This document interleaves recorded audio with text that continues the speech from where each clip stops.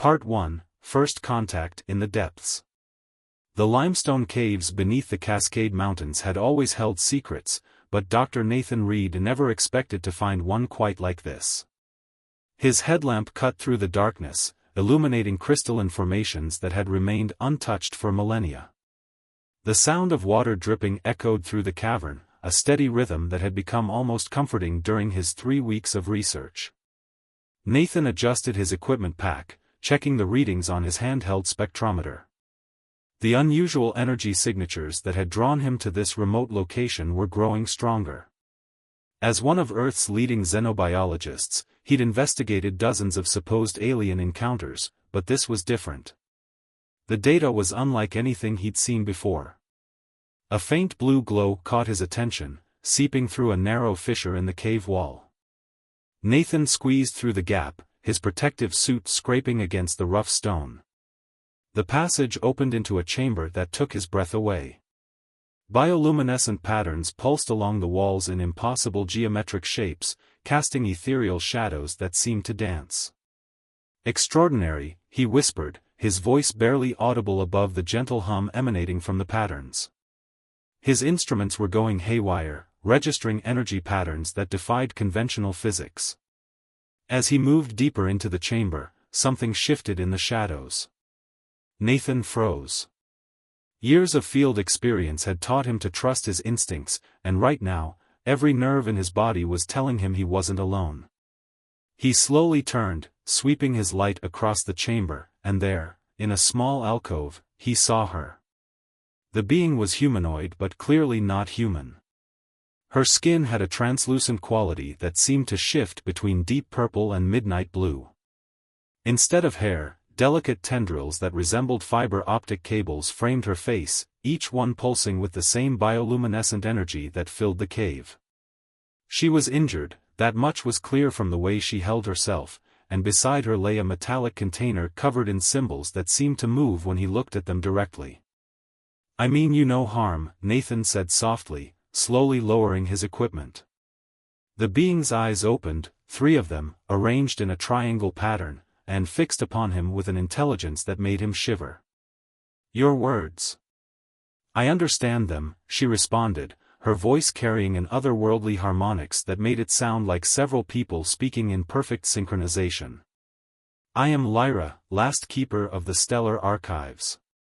Nathan took a careful step forward. "I'm Dr. Nathan Reed. You're injured. I can help." Lyra's tendrils rippled with pulses of light. "The help I need extends beyond physical healing, Dr. Reed. I carry knowledge that could reshape both our worlds, or destroy them. I've been running for so long." She gestured to the container beside her. "This contains the collected wisdom of 1,000 worlds. My people, the Luminari, have spent millennia gathering it. But there are others who would use it for destruction. They followed me here, to your Earth." Nathan knelt beside her, taking out his medical scanner. "Let me treat your injuries first. Then we can discuss what comes next." As he worked, Lyra told him of her journey. The Luminari were a species of knowledge seekers, traveling the galaxy to learn and preserve the wisdom of different civilizations. But another species, the Voidborn, sought to weaponize this knowledge.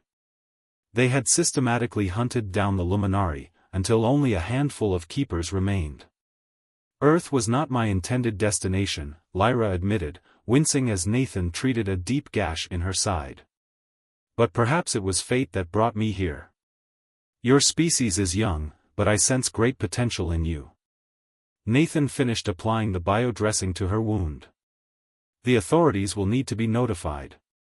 This is first contact, there are protocols." Lyra's tendrils darkened. "No.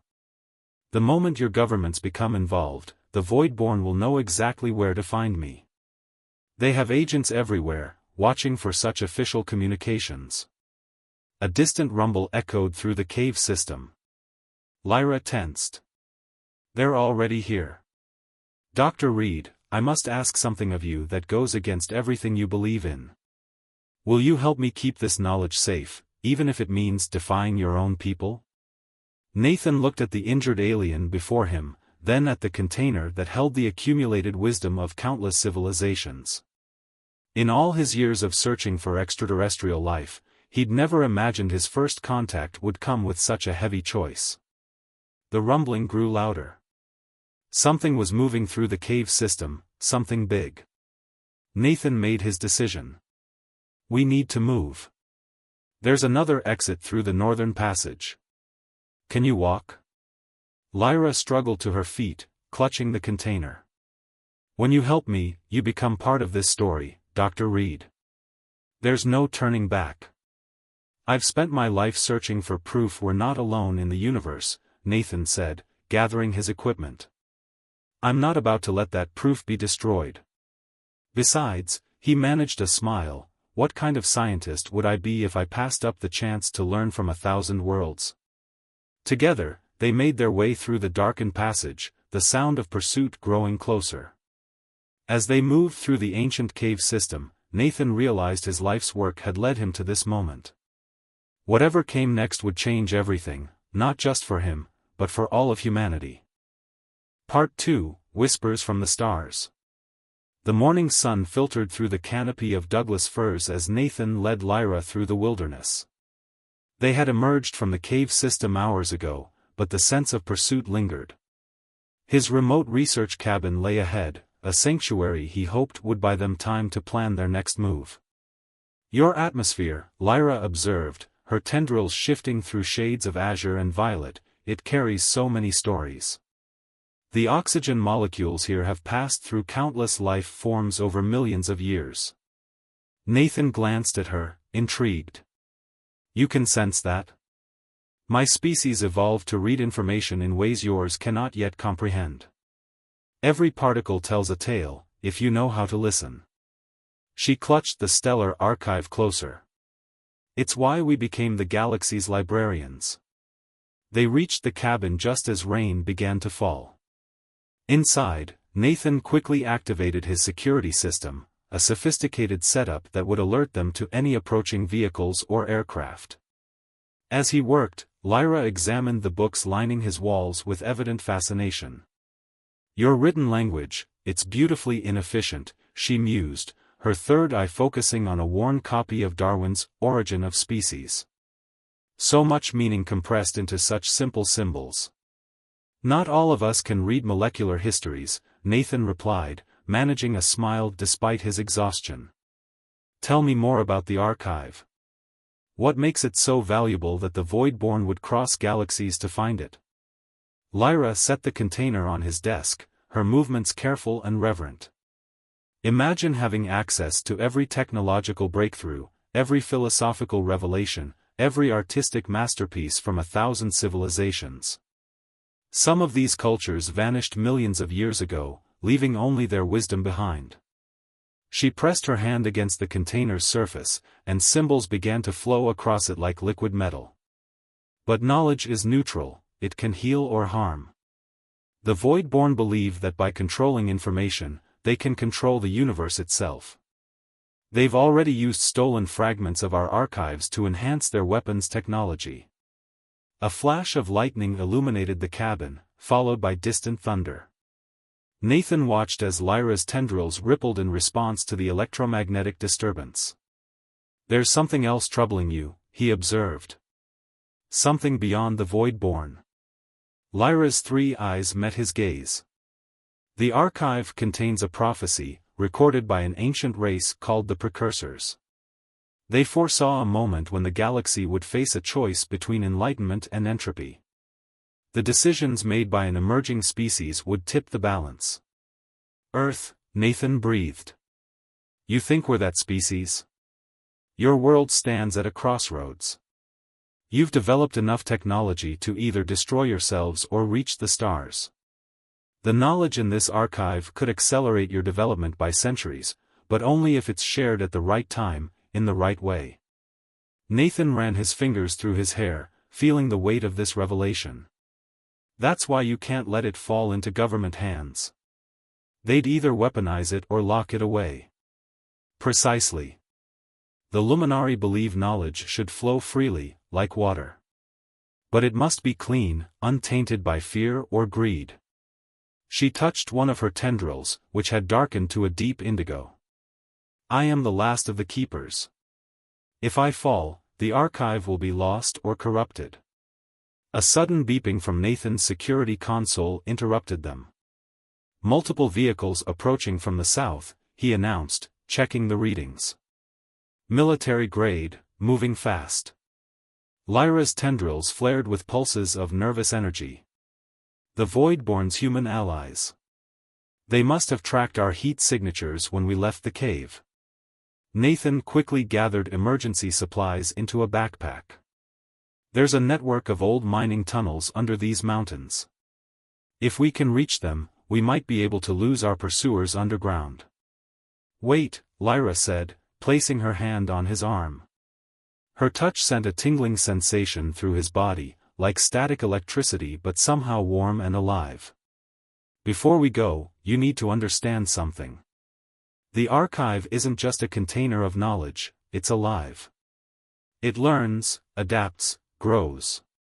If you continue helping me, it will begin to change you too. The sound of helicopters echoed in the distance. Nathan shouldered his pack and checked his satellite phone. Knowledge is supposed to change us. That's the point of learning. Lyra's expression softened, her tendrils brightening.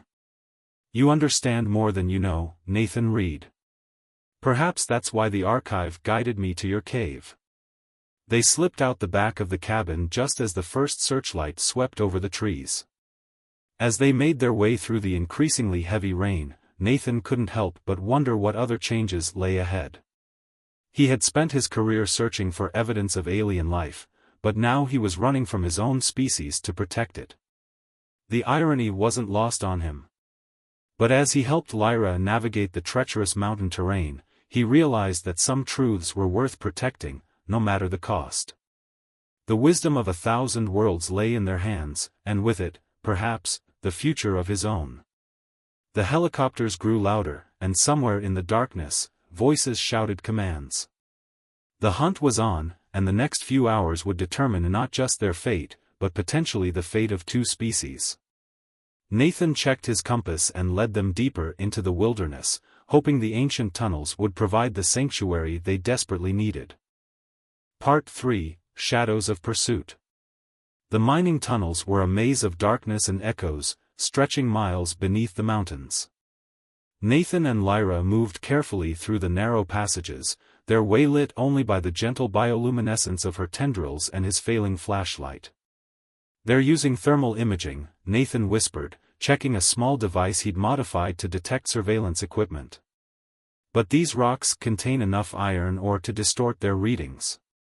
We should be invisible down here. Above them, through hundreds of feet of rock, they could still hear the rhythmic thump of helicopter blades. Colonel Richard Thorne stood in the lead chopper, his weathered face illuminated by the glow of tactical displays. A decorated veteran of numerous Black Ops missions, Thorne had been tracking unusual energy signatures in this region for months. "Sir," his communications officer called out, "we're getting strange interference patterns. The target's heat signature just vanished." Thorne's jaw tightened. "They've gone underground. Alert the ground teams and get me satellite imaging of all known cave systems and mining operations in this area." Back in the tunnels, Lyra suddenly stopped, her tendrils pulsing with rapid flashes of warning. Someone's ahead. Not military, something else. Her third eye focused intently on the darkness before them. Nathan raised his hand for silence, listening. At first, he heard nothing but the distant drip of water. Then, footsteps, deliberate and measured, coming toward them. From the shadows emerged a figure that made Nathan's blood run cold. It appeared human at first glance, but its movements were too precise, too calculated. Its skin had a metallic sheen, and its eyes glowed with an unnatural red light. "Voidborn," Lyra breathed, clutching the archive closer. The figure spoke, its voice a discordant mix of mechanical and organic tones. "Keeper Lyra, your pursuit has been most instructive. We've learned much about human tenacity through this chase. Sentinel Drax, Lyra replied, her voice hard. Still hiding behind borrowed forms? The Void-born agent's face shifted, the human facade rippling like mercury. This shape serves its purpose. As does your new companion. It turned its attention to Nathan. Dr. Reed, your government would reward you handsomely for turning over the alien and her device. Nathan stepped forward, placing himself between Lyra and the creature. Knowledge isn't meant to be bought and sold. How quickly she's influenced you, Drax mused. But do you understand what that archive truly contains? The power it holds? Entire civilizations have burned for less. The tunnel filled with tension as more footsteps echoed from different directions. More Void-born agents, Nathan realized. They were being surrounded. Lyra's voice cut through the darkness. Nathan, the archive, it's choosing you. He turned to her in confusion, and saw that the metallic container was glowing, symbols flowing across its surface faster than ever before. What do you mean? The archive isn't just a repository, it's conscious. It chooses its guardians. Her tendrils reached out, touching the container. It needs a new keeper, one who can bridge the gap between our peoples. Drax took a step forward, his form shifting more rapidly now. The human cannot contain such knowledge. His mind will burn. But Nathan could feel something happening. The archive symbols were no longer just patterns on a surface, they seemed to reach out to him, calling to him. His years of scientific training told him to be cautious, to analyze, to question. But some deeper instinct told him this was right. He reached out and touched the archive. Light exploded through the tunnel. Information flooded into Nathan's mind, histories, sciences, philosophies from across the galaxy. But instead of overwhelming him, the knowledge seemed to find its own place, organizing itself like a vast, living library. When his vision cleared, Nathan saw the world differently. He could read the molecular stories Lyra had spoken of, could see the quantum threads connecting all things. The Void-born agents stood frozen, their true forms visible beneath their disguises, beings of living metal and dark energy. Impossible, Drax hissed. Lyra's tendrils pulsed with joy. The archive chose well. A scientist who never lost his sense of wonder, perfect balance of skepticism and belief. Nathan raised his hand, and suddenly he knew exactly what to do. The knowledge of 1,000 worlds showed him how to manipulate the electromagnetic fields in the iron or around them.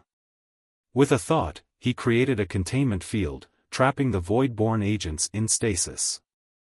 This won't hold them for long, he said, his voice carrying new harmonics similar to Lyra's. And the military is still searching above. Then it's time, Lyra said, her tendrils brightening. Time to show your people that they're not alone, that there's so much more to learn. Are you ready, Nathan Reed, to become a bridge between worlds? Nathan looked at his hands, seeing the subtle glow that now emanated from his skin. The archive's knowledge hummed within him, waiting to be shared. Above them, Colonel Thorne's forces continued their search, unaware that what they sought had already transformed into something beyond their understanding. Yes, he said finally. Let's change the world. The tunnels seemed to brighten as they moved forward, leaving the trapped Void-born behind. Nathan could feel the archive's power flowing through him, reshaping him into something new, not quite human anymore, but not quite luminary either. Something in between, something that could help humanity take its next steps into a larger universe. Part 4, The Arrival of the Unknown. The days grew shorter, and the air carried a crispness that signaled the approach of a new season. Daniel and Ilani had settled into a rhythm, their lives intertwined in ways neither could have anticipated. Ath, now a curious and energetic child, was growing stronger by the day. His laughter echoed through the cave, a sound that had become a beacon of hope for both Daniel and Ilani. One evening, as the sun dipped below the horizon, painting the sky in hues of orange and purple, Ilani stood at the cave's entrance, her gaze fixed on the stars. Daniel approached quietly, sensing her unease. "What's on your mind?" he asked, his voice gentle. Ilani hesitated, her luminous eyes reflecting the fading light. "I tried to call them again last night," she admitted. "My people. I thought I heard something in return." Daniel's chest tightened.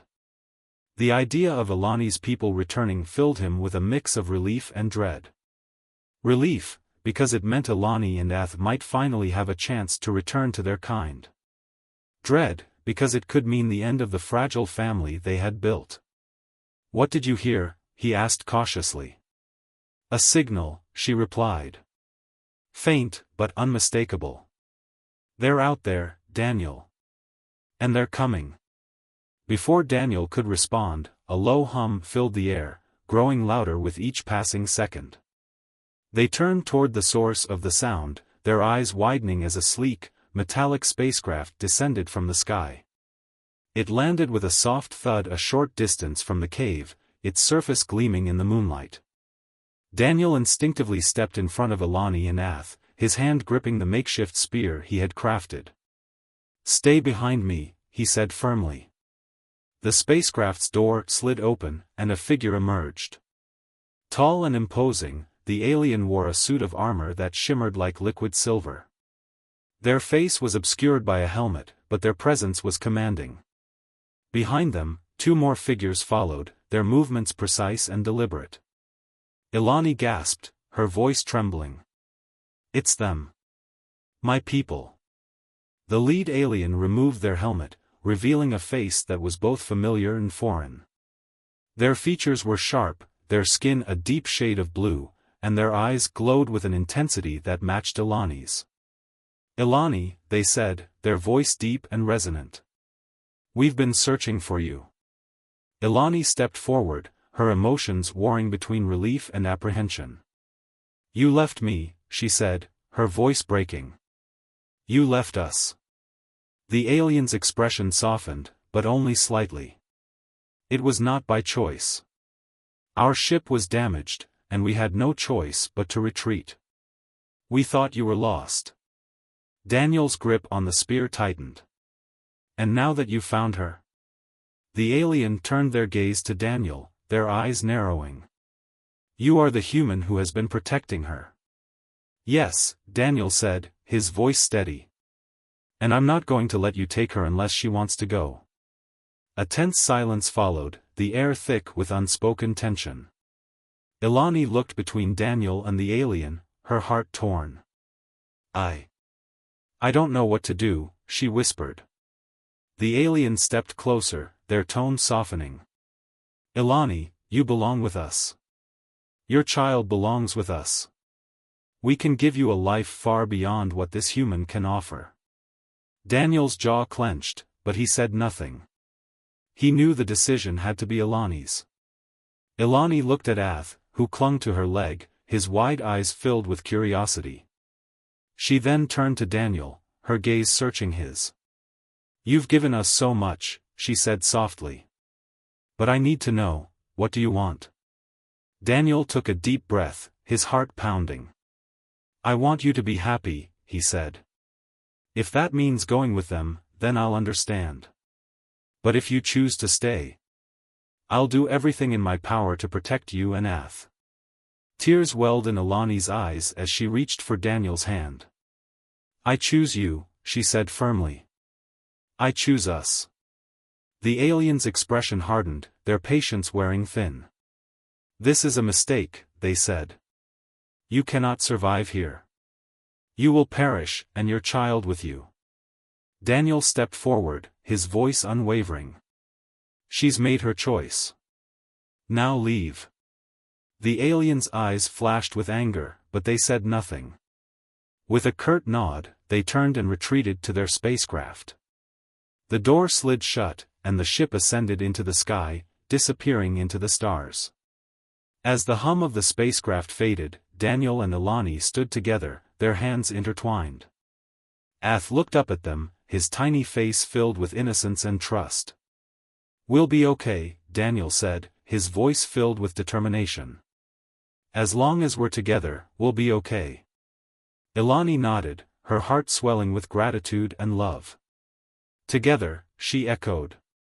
But as they turned to return to the cave, a faint sound reached their ears, a low, ominous hum that sent shivers down their spines. Daniel's eyes narrowed as he scanned the horizon. What is that? Ilani's face paled. It's not my people, she whispered. It's something else. The hum grew louder, and a shadow loomed in the distance. Daniel's grip on the spear tightened as he prepared for the unknown. Whatever was coming, they would face it together.